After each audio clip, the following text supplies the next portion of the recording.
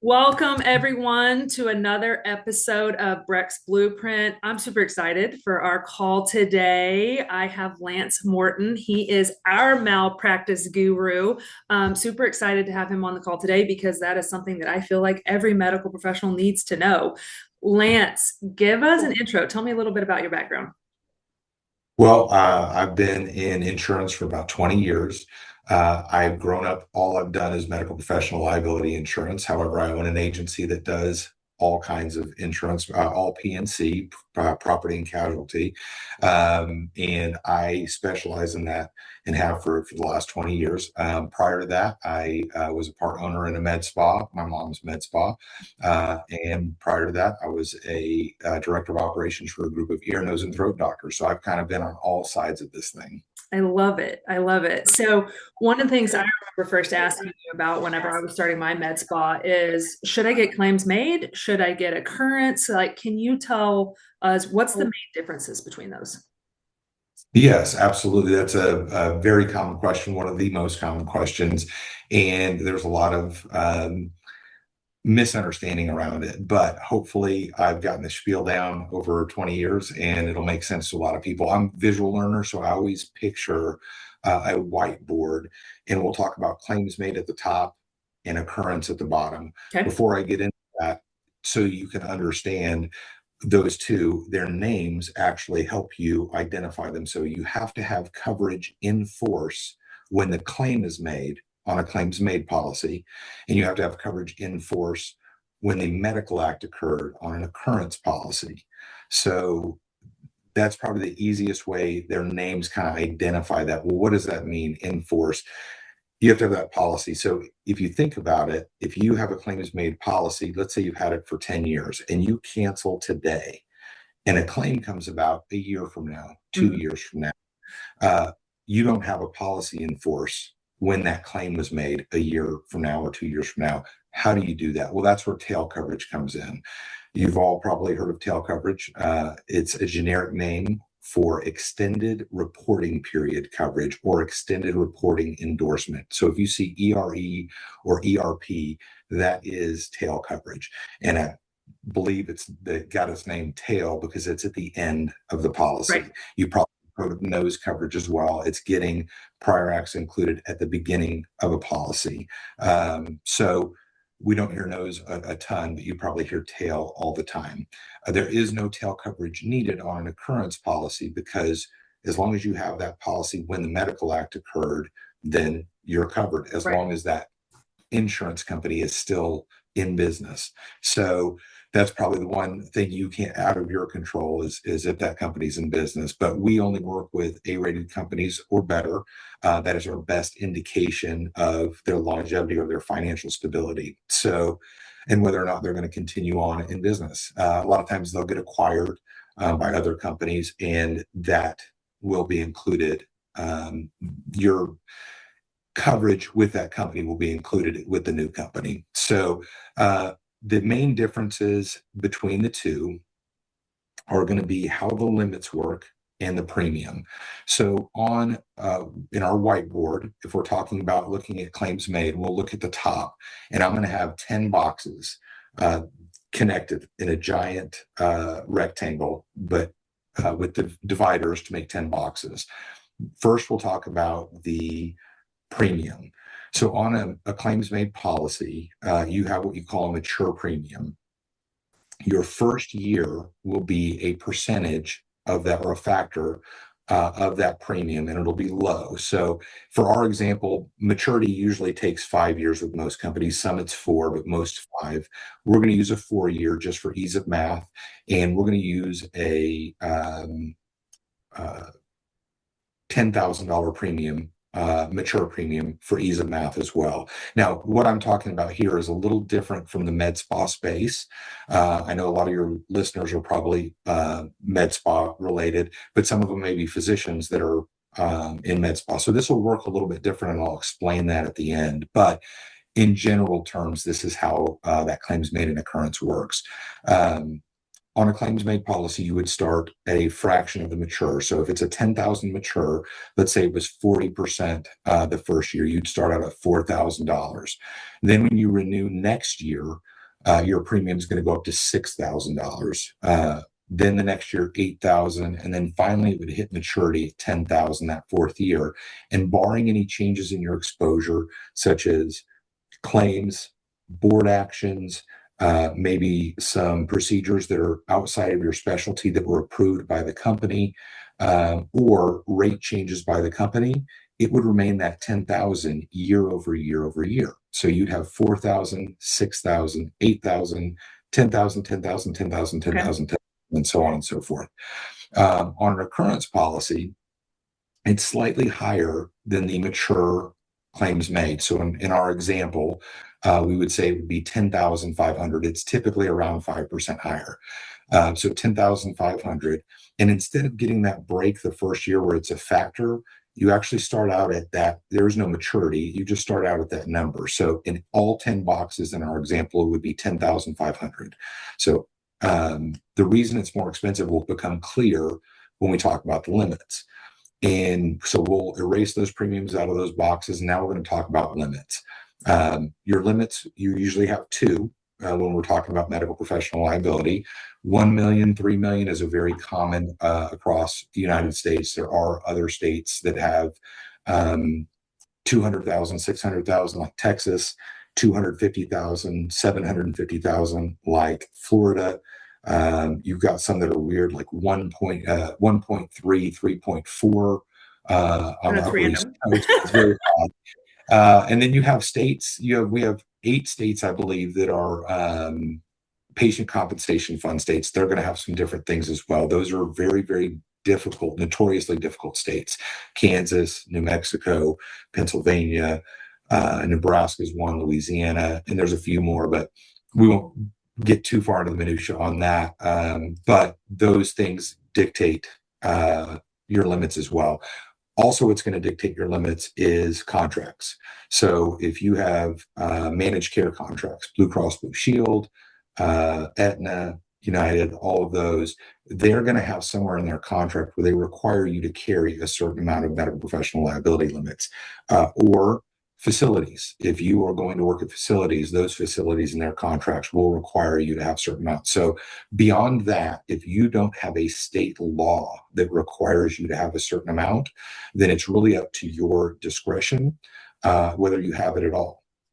And Lance, real quick, when you say 1 million, 3 million, the 1 million means per occurrence, correct? And the 3 million is your total for the year. Just wanted to make sure. That's exactly. Yep. The first number is the amount that the company will pay in any one given claim, covered claim on your behalf. The second amount is the amount that they'll pay for multiple claims in one given policy period. So back to the claims made versus occurrence. So on the claims made, in that first year, you get issued a policy. You have a set of 1 million, 3 million limits. When you go to renew your second year, those limits go away. You're going to get issued a new set. That new set covers you for the current year and that prior year, so on and so forth. Every year you renew, you get issued a new set. The old set goes away, and the new set covers you for the current year and the previous years, all the way back to your retroactive date. So at the end of our 10-year career, in our example, you'd have one set of 1 million, 3 million limits that covers the entire 10 years. On occurrence, when you get issued your set that first year, 1 million, 3 million, and you go and renew your second year, you're going to get a new set of limits, but your old set of limits stays for that policy period in the first year. You go to renew your third year, your second stays for it's the second year, and you have your third year. So by the end of our example, you have 10 sets of 1 million, right, 3 million. A very crude way to say it is 10 million, 30 million. It doesn't work out that way. You don't get 10 million for any one given claim and 30 million aggregate. You get 1 million, 3 million per year. But you can see that the insurance company has far more liability out there with 10 million versus 1 million on the claims made. So that's why it's a little more expensive up front. The odd part is if you ran the math out and you ultimately canceled the claims made policy at some point, it's 200% of expiring premium is the ballpark that we typically use for tail coverage. So if somebody in our example canceled in their fifth year, it's 200% of 10,000. So that's $20,000 that you would pay for tail. If you do the math out, you actually save, I think it's roughly $6,000. I would do the math real quick. Let's see, they save 6,500 the first year, 4,500 the second year, that's 11,000. 2,500, that's 13,500. 5,000, that's 14, and then 500 the next year. So 14,500, you're 5,500 you'd save doing an occurrence policy with more over that 5-year period.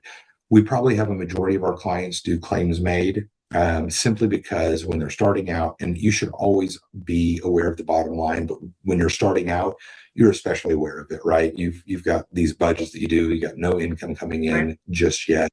And so that lower number looks more attractive. Oh yeah, it's And I totally, appealing. It's what's appealing. that? It's appealing, right? Especially when you're Yeah, starting out. When you see insurance hit your P&L, it tends to be a pretty big number in the beginning. exactly. But after all my education from you, I decided to go with Occurrence for myself Right. and for all of my providers, just to not have to worry about tail coverage, to not have to and to have the additive amounts and coverage. Exactly. And, when you get to that point of having to purchase tail coverage, it's a big number too. So that's, you're kind of dealing with your future self at that point. But um, in terms of ratios, obviously depends on the state and where you're at. New Mexico, for instance, they only allow occurrence. Again, that's a difficult state, but for the most part, all states other than New Mexico that I can think of do offer occurrence. Not every company offers occurrence, and that's where it gets difficult as well. If you start on it, one of the questions I always get is, "Hey, can I start on a claims made and then change to an occurrence?" Well, the answer is yes, but once you start a claims made policy, at some point you have to tail it out. So you would tail that out and then start an occurrence policy. Well, you'll have those expenses in the same Right. year Bubbled because up. you right. So it would be not, there wouldn't be an advantage from a economical standpoint to do that. Now, I have had a doctor do that before. They said, "I'm going to go ahead and pay it because I want the occurrence moving forward," and they did it. But if we're talking about the whole idea is to save money, then you know you're going to do that. That's not advantageous, I should say. And then the other question is, when we talk about those limits, well, do I need all those limits? I don't know. That's what we have insurance for, right? That's an unknown, and that's why we buy insurance, is you don't know how many limits you'll need. I don't think that people with claims made are necessarily underinsured because they only have one set of limits for those entire years. It's really just a preference and what you feel. You don't really think about a claim until you have one, Right. and I think people kind of think about, hey, in the back of their minds, it's never going to happen to me. Some people probably think, hey, it's going to happen. And that's why I'm into this. And that's why I'm talking about it. But I certainly don't think that there's any right way or wrong way to do it. It's whichever you prefer, whichever you're comfortable with. But if you get into a claims made policy, at some point you are going to have to tell that out. If we're talking about a standard medical practice, which does not include med spas, and I'll explain that in a second, but just your standard, your family practice, neurosurgeon, OB-GYN, pain management practice, whatever it happens to be, those standard clinic practices, if those doctors have claims made policy and they stayed on one all the way to retirement, they would get free tail at that point with most companies. Most companies have a DDR provision, death, disability, and retirement. And I always get a chuckle when I say death, and they're like, "Why do I care? I'm dead." And I said, it protects your estate, Right. that you leave behind afterwards as well. So, but if you die, become completely disabled, you would get free tail. And then retirement. Retirement comes with stipulations typically. Now, this does not apply to entities or group. When I say groups, I mean the actual group itself. Individual physicians this would apply to, but a med spa, for instance, a med spa can't retire, but individual people in it. And again, that does not apply typically in med spa type policies, but in traditional clinics, you would go to retirement, you would have to say there's typically stipulations. Historically, it's been three things. You had to be a certain age, 50 or 55. You had to be with that company for a consecutive number of years. It was usually 3 years or 5 years. And then the last thing was you had to completely retire from the practice of medicine. How that's kind of come to be defined is you cannot practice for compensation. You can volunteer, you Hmm. can teach, as you didn't have an adjunct practice where you have direct patient care and get compensated. And then, so most companies operate that way. There is one company that does allow their retired physicians that got free tail to work at the VA with no chargeback. That's But great. basically, if you were to retire and get free tail, and this happens quite often, and you get back into the field. I got people call me all the time and say, hey, I retired, I got the free tail, I've been doing this for a year, I'm bored, I want to go back to work. Yeah. And at that point, the company that gave you free tail has the ability to assess the tail premium to you that they would have collected had you not retired and just had to buy tail. So um, need to be very, very careful and cognitive of those things. There are companies, really only one that I can think of right now, that has, if you're with them for a consecutive number of years, it's 20 in this case, you can get free tail with no stipulations whatsoever. It's just, you've been with us 20 years, you want free tail right now, you can have it. And a lot of those folks are taking it and switching to occurrence because there's no tail to buy when they're done. So, Right. uh, and if they did retire, they don't have to worry about being assessed that tail at some point. Great. Uh, so that's what we've kind of done a lot of things with regards to claims made and occurrence. Did that answer most Yeah, of your it question? did. It's very informative, and I actually learned a couple things about the death dismembership and retirement from you today. I didn't realize that because I'm not near retirement. I think I would be one of those people that would be bored. But one of the other things that we talked about, not just your medical malpractice and the occurrence and claims made, but general liability. Like, do I need general liability, and how can I roll that in potentially with my malpractice coverage? Absolutely. That's a great question. And it's a little convoluted. And I'll get back to a little bit, just you jogged my memory actually thinking about med spas and other types of forms. We were kind of just talking about individual docs and standard practice, but we'll get to that in a second. General liability, absolutely you need it. Those are a very crude way to say it, but for trips, slips, Oh, breaks, yep. advertising, things like that. Every business needs general liability. So, it's there are times you can get it packaged with your professional liability, and it makes a whole lot of sense in those cases where you don't really have much else going on. When I say not much else going on, your practice is just you, and you've got one office, you do one thing. PLGL combo is great. And part of the reason for that is we'll talk about med spas. Let's say that you have a patient on the table and you're giving them Botox. And when they get off that table right after you give them Botox, somehow they've fallen down and injured themselves. Hmm.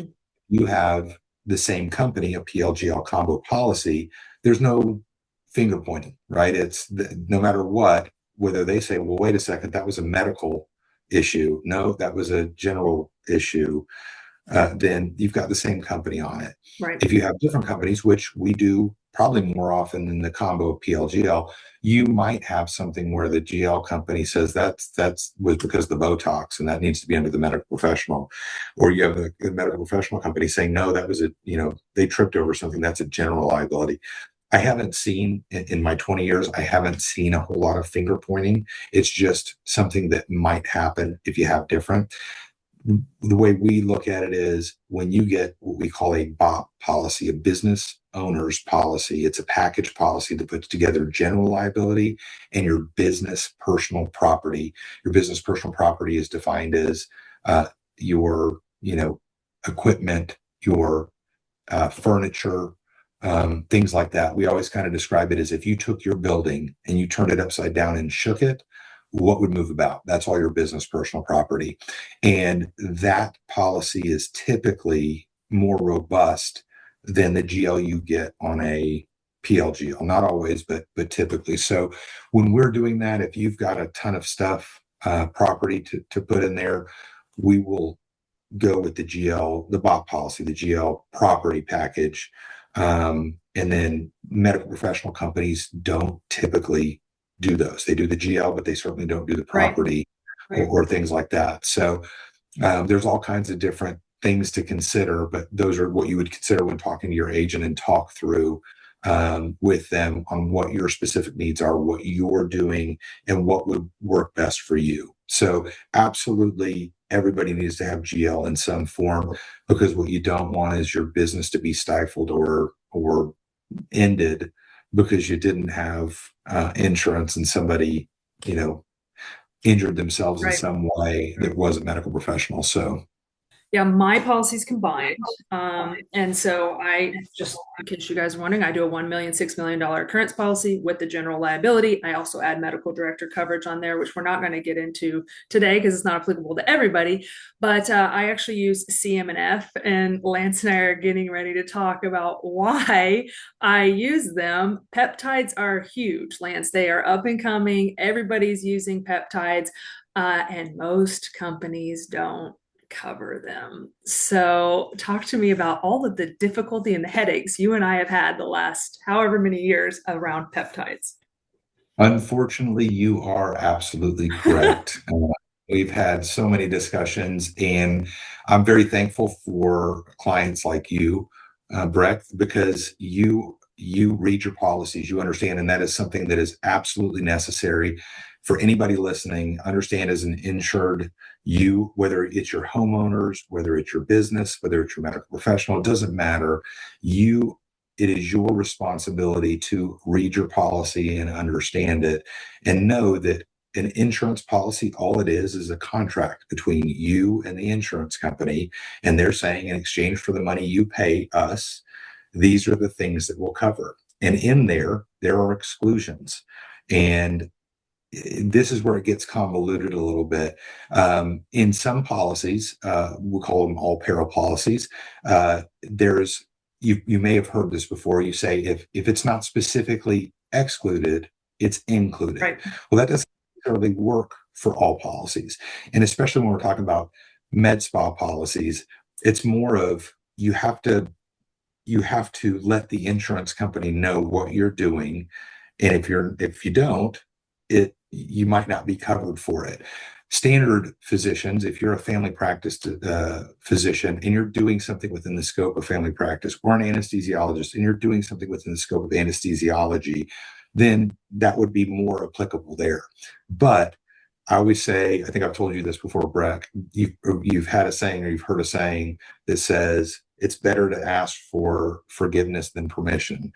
Not in this industry. Nope. Not a place that I'm going to gamble. That's exactly right. You may be paying a lot of money if that's your philosophy. So it's better to ask for permission than forgiveness in this space. So on to peptides, what we discovered through all of our back and forth is that there's a lot of companies that currently do not cover peptides. And part of that is because a lot of companies have what they call a blanket non-FDA approved exclusion, which basically says that we're going to put this exclusion there and says if it's not FDA approved, we exclude it. Right. And before you, like when you've heard that, they can have carve backs. So there's things like using Botox in off-label, places or things like that. As long as you make the company aware, they can carve that back and say, we're good with that, even though it's not FDA approved, or any other procedure that may not be FDA approved. You let them know, let them tell you it's covered, but get that in writing. And that way, in the event of a claim, you can say, I've got it in writing right here that I was told I was covered. So peptides are going to be, in my opinion, this is just my opinion, this is not a fact, so please take it for what it's worth, are going to be the GLP-1s of a few years ago, the Botox and fillers of 20 years ago. When they first kind of come on the scene, and I know they've been on the scene for 2 to 4 years. When they first kind of come on the scene, they're very scary to insurance companies. Insurance companies are mostly reactive rather than proactive. And where they get their information from is claims, right? And those don't happen for quite some time after something is introduced into the market. We'll talk about that with cyber at some point if we get there. But that's kind of the issue. Right now, they don't have claims data with GLP-1s. They also, when you talk about FDA approval, when you go into a jury box, I'm not saying the FDA is not important. It certainly is, but it means something different, I think, to practitioners and providers than it does to the general public. So if there's a claim with something that's not FDA approved, you can be sure that an attorney is going to press on that over and over and Absolutely. over again in the claim. And when the jury hears that it wasn't FDA approved, their mind is, well, it's not really well regulated, which isn't necessarily the case. It just means that the FDA didn't like it for some reason.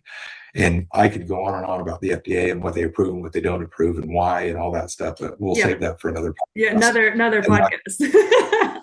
not be targeted by the government at a later date. So, but there's also another issue that we found is that a lot of these, and this isn't the case with you, Breck, because you've done your research and you've vetted the companies that you use, Right. but there's a lot of the files that will say not for human use or for experimental use only.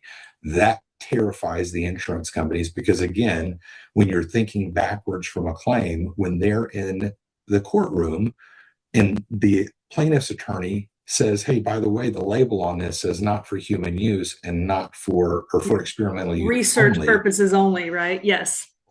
How difficult is that to defend? And really, that's what you want to think about when you're thinking about the insurance company. And I know people think about big, bad insurance companies.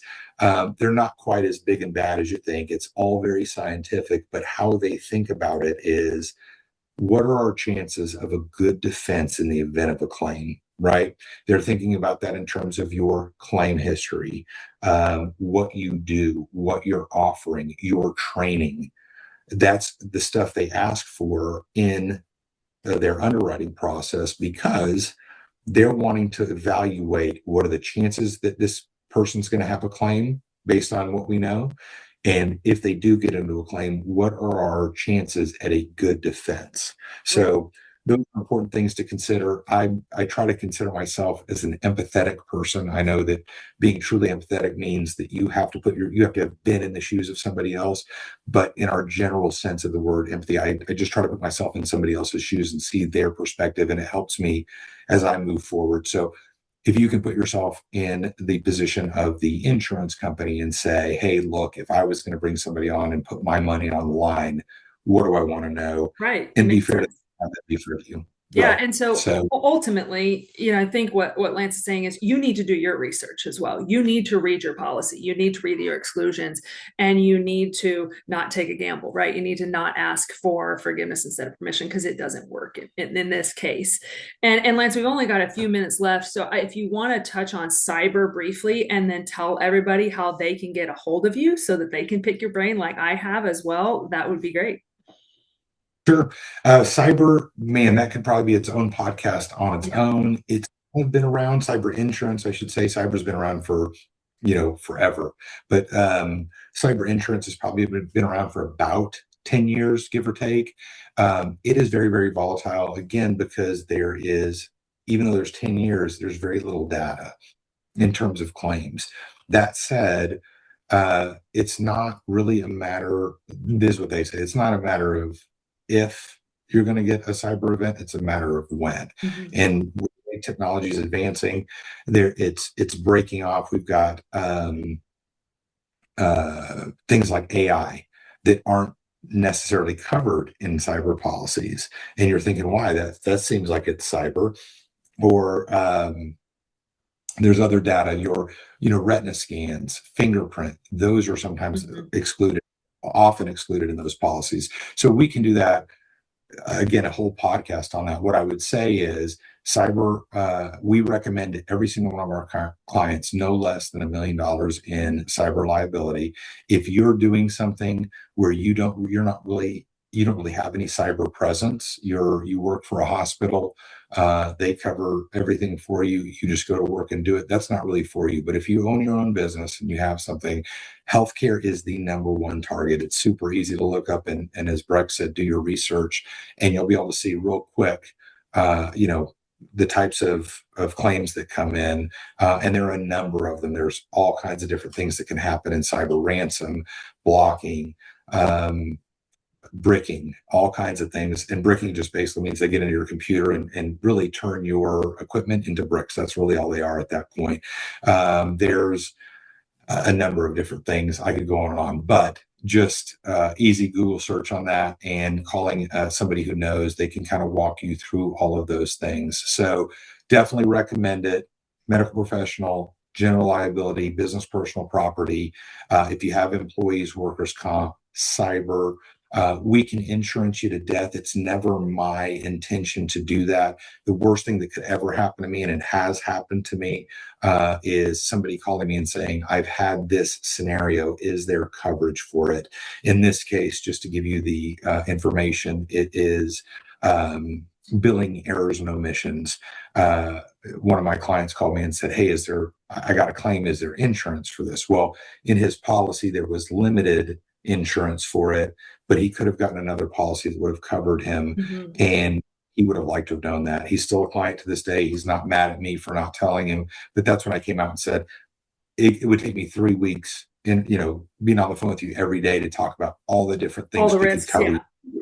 Yes. And we don't want to do that. I don't want anybody to ever feel like I'm selling them something because I gain out of it. I'm only going to sell them something or provide something, not even sell it, but introduce it to them so that they are aware of it and they can make the decision on their own, whether they want it or not, based on that. So certainly appreciate the time. Again, my name is Lance Morton. Sterling Management Group is the name of my company. You can reach me at L Morton, LMORTON, at smgins.com. That's Sam Mary George, INS short for insurance.com. I'm going to give you my cell phone number, actually. It's Whoa, 405. Lance. Okay. All right. Yeah, maybe I shouldn't do that. I should give my office number. It rings to my cell phone number. I'll do that. 405 246 9400. And what I told Breck is, you know, you don't have to use me as your agent. If you've got questions and I can help you, that's really what I'm here to do. My mom's a PA. She owns her own med spa. Yep. I work on the other side of it, as I mentioned at the beginning, as a director of operations for a group of ear, nose, and throat doctors. I really look at this as my opportunity to help people and educate. I know that's an odd thing to say because I'm talking to some of the most educated people there are. Not in this realm, Lance. That's why Not you're in this, my you partner got on it. this, right? We need your help. Right. And the best thing you can do, at least the best thing I think of in business, is you surround people who are experts or smart in those areas to help you. And Absolutely. so happy to help in any way I can, even if I'm not your agent. If you have a general question, feel free to email me, feel free to call me. Happy to help in any way. Breck is an amazing client. I wish more were like her. I've got a bunch of amazing clients, but I also have some that just they want a piece of paper and that's what they do. So Yeah. If you want education, please reach out to Lance. Lance, I super appreciate your time. As always, like I learn something every time we talk. So thank you so much for being on the call. Guys, give Lance a call, an email, a shout if you have questions. Thanks again, Lance. I appreciate it. I hope I didn't ramble too much. Not at Talk all. soon. Thank you. All right. Bye bye.